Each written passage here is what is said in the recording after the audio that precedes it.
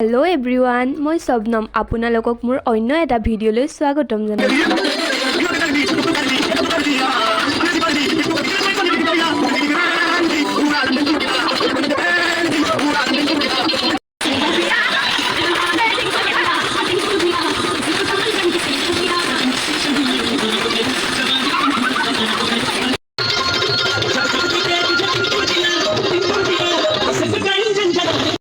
Guys, চবে ডান্সটো মাৰিছে 1000 টকীয়া আৰু খাইছোঁ পিকনিক 20 টকীয়া। আমাৰ বৌহঁত আৰু আমি বহুত ফূৰ্তি কৰিলোঁ দেই।